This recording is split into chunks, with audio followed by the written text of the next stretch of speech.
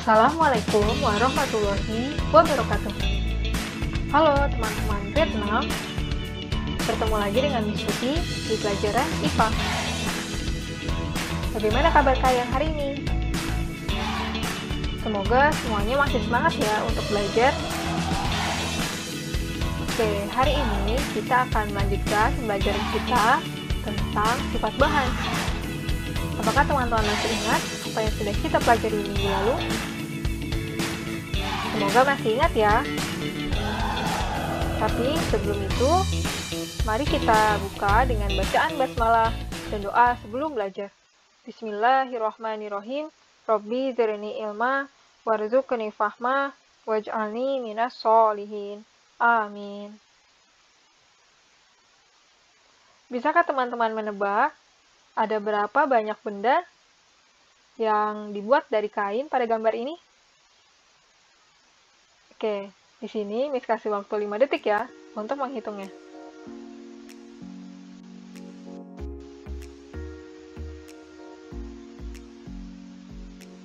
Oke, sudah ketemu jawabannya? Ya, apakah teman-teman tadi menemukan benda apa saja yang terbuat dari kain? Ya, tadi ada sofa, kemudian ada gorden, ada karpet, kemudian ada bantal, dan sarung bantalnya. Berarti ada 5 benda yang terbuat dari kain. Apa sih yang akan kita bahas hari ini? Kita akan bahas tentang faktor penentu pemilihan bahan.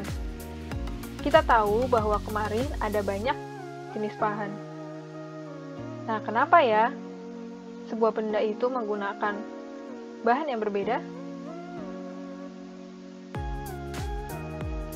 Sebelumnya, mari kita ingat dulu ada beberapa jenis bahan, yaitu karet, logam, kayu, plastik, kaca, dan kain. Mereka memiliki karakteristik dan sifat yang berbeda. Sifat-sifat inilah yang nanti membantu untuk pembuatan sebuah benda. Kenapa ya sebuah benda itu harus dibuat dengan bahan yang tepat? Pemilihan bahan untuk membuat benda harus tepat. Karena jika pemilihannya tidak tepat, dapat menyebabkan turunnya nilai guna benda, cepat rusak, atau bahkan membahayakan penggunanya. Kita tidak mau bukan menggunakan benda, namun membahayakan diri kita. Sehingga ada beberapa faktor yang diperhatikan dalam memilih suatu bahan. Contohnya, buat apa tujuan dan kegunaannya? Apakah dia memerlukan keindahan dan penampilan? Lalu bagaimana keamanan penggunaannya? Dan apakah dia sudah memudahkan pekerjaan manusia? Oleh karena itu, mari kita bahas satu persatu.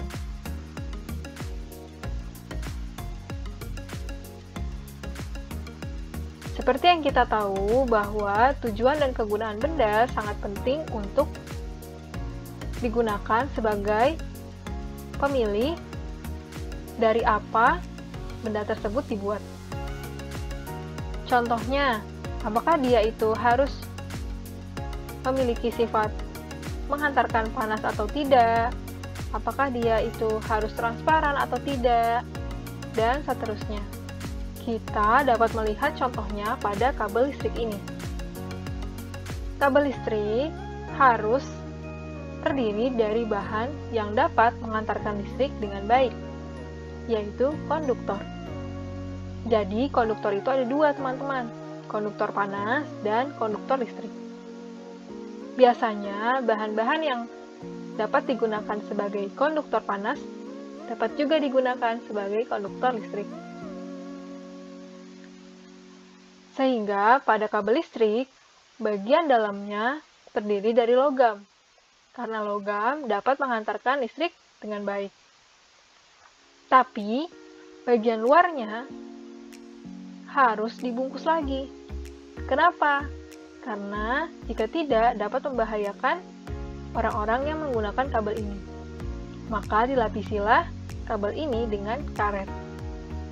yang bersifat isolator atau tidak dapat menghantarkan listrik dengan baik.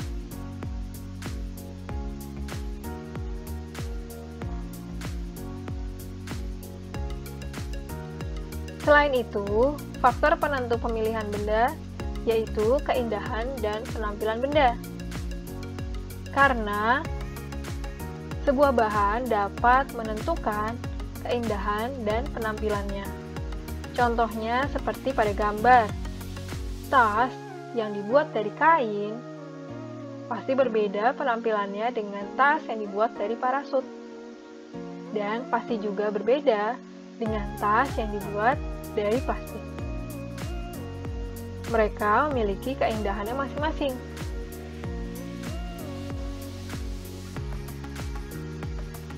Mari kita lihat faktor yang lainnya, yaitu keamanan penggunaan benda. Seperti yang tadi kita sudah bahas, kita akan menggunakan sebuah benda jika benda itu aman untuk kita. Sehingga biasanya benda-benda ini akan dilengkapi oleh bahan-bahan tertentu untuk melindungi kita. Contohnya adalah alat masak. Alat masak ini memiliki bagian yang dapat menghantarkan panas dengan baik atau konduktor. Tapi dia juga memiliki bagian yang isolator yang digunakan untuk pegangan atau yang lainnya, supaya kita tidak merasakan panas saat menggunakan alat ini. Hal yang sama terjadi pada obeng listrik.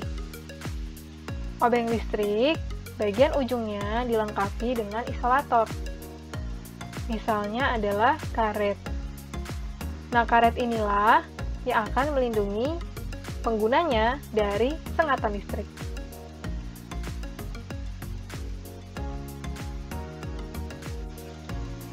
Faktor yang lainnya yaitu apakah benda tersebut digunakan untuk memudahkan pekerjaan manusia.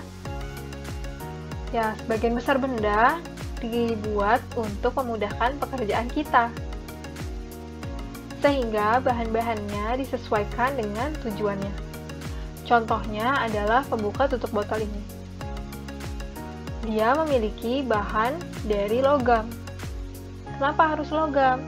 Karena logam itu keras dan kuat, sehingga tidak akan rusak jika kita gunakan untuk membuka tutup botol. Hal yang sama terjadi pada katrol. Katrol juga memiliki bagian yang terdiri dari logam, karena logam sangat kuat. Dan katrol juga dilengkapi dengan tali tambang yang dipilih sesuai dengan kekuatannya, sehingga dia akan tetap kuat walaupun ditarik untuk mengangkat beban. Inilah beberapa faktor penentu pemilihan bahan. Oke teman-teman, sampai di sini. Semoga dapat dipahami dengan baik ya. Sekarang, pilihlah 3 benda selain yang ada di dalam slide presentasi ini. 3 benda ini yang ada di rumah kalian ya. Kemudian gambarlah yang baik dalam sebuah kertas HVS atau kertas gambar.